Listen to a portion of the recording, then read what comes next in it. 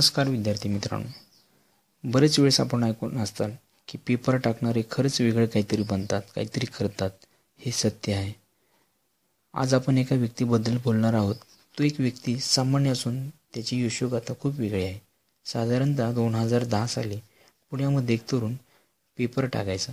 त्याला महिना 3,000 रुपये पगार मिळत असे. 2011 साली घरच्यांनी त्याचे लग्न करायचे ठरवले. पण त्याच्या मनात लग्न हा विषयच नव्हता, कारण आपली कमाई काहीच नाही, म्हणून तो घाबरत होता. शेवटी आई वडिलांच्या बोलण्याला त्याने संमती दिली आणि मुलगी पाहण्याचा कार्यक्रम ठरला. त्याला ही मुलगी पसंत झाली आणि अवघे लग्नाला 2 दिवस म्हणता त्या मुलीच्या घरच्यांनी लग्नाला चक्क नको असा निरोप दिला. मुलीला एका श्रीमंत चांगलं स्थळ आलं, म्हणून त्याने या गरीब मुलाला शेवटी नको असा निरोप दिला. शेवटी माणसाचं मन संपत्ती जिथे तिथेच वळतं.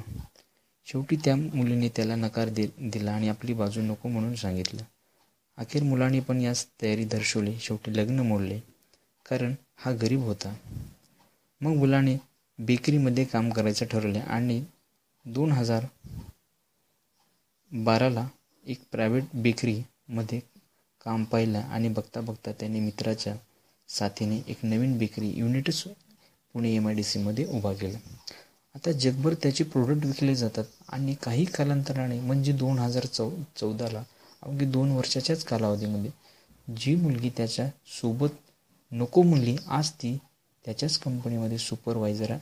विशेष म्हणजे दोघं पण कपल्स त्याच कंपनीमध्ये सुपरवायझर म्हणून आहात. या खऱ्या स्टोरीवरून आपल्याला एक समजून येत आहे की माणसाचा वेळ कधीही बदलतो, पण माणूस कधी बदलत नाही. या आपल्याला स्टोरीमधून सांगायला ऐकण्यास एक वेगळं काहीतरी वाटतं. धन्यवाद.